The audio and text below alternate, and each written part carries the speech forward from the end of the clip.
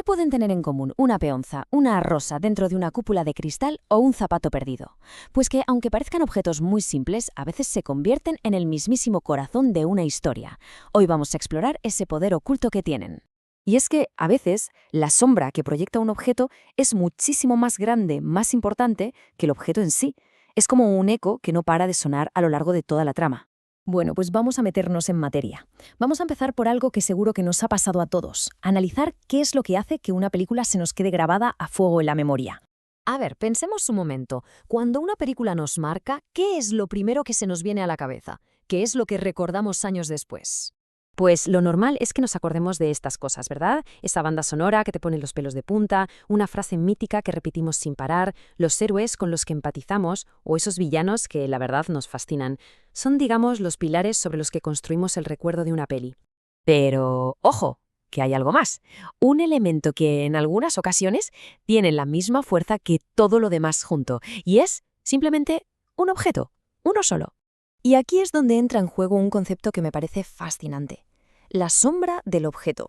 Vamos a ver exactamente qué es esto y cómo funciona, porque tiene miga. Lo interesante de la definición es que no hablamos de un objeto cualquiera, ¿eh? Hablamos de un elemento que está ahí a propósito para ser un resumen de toda la historia. Es como un ancla visual que nos acompaña durante todo el viaje, desde que empieza hasta que acaba. Es que esta frase lo clava.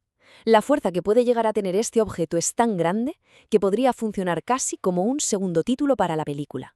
Resume toda la esencia de la obra en una sola imagen. Y un ejemplo del libro, para que esto se entienda a la perfección, es la peonza de Origen. En la peli, la peonza no es solo un cacharrito, es la herramienta que nos permite a nosotros, como espectadores, no perdernos en una trama que es súper compleja. Es ese punto de referencia que nos dice que es real y que no. Pero a ver, ¿cómo consigue un simple objeto tener tantísimo poder? Pues no, no es magia. Es una técnica narrativa que está muy, muy calculada. Vamos a desgranar un poco cómo funciona este mecanismo de influencia. El proceso es bastante sutil.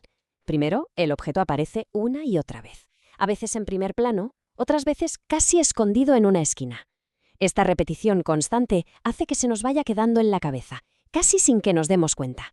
Y una vez que está ahí, en el subconsciente, actúa como una especie de brújula, guiando nuestra atención y ayudándonos a seguir el hilo de la historia. Vale, y ahora vamos a ponernos en la piel de quien escribe la historia. Porque este elemento tan potente no aparece de la nada, por casualidad. No, es una de las primeras y más importantes decisiones que tiene que tomar quien escribe el guión. Aquí está la clave de todo esto. El objeto simbólico tiene que nacer a la vez que el tema principal de la historia. No es un detalle decorativo que se añade al final, para nada. Es uno de los pilares sobre los que se construye toda la estructura. Si nos fijamos en cómo se escribe un guión, vemos que la elección de este objeto se hace en la fase más temprana de todas. Se define junto a la idea principal, se va metiendo en cada escena mientras se escribe y al final en las revisiones se pule para que su impacto sea máximo. O sea que no hay que tomárselo a la ligera. Como se lee aquí, es una de las tareas más críticas al principio del todo. Una buena elección puede hacer que la historia vuele, pero una mala elección o directamente ninguna puede dejarla como coja, sin un ancla emocional. Y para ir cerrando, volvamos a la experiencia de ver la película.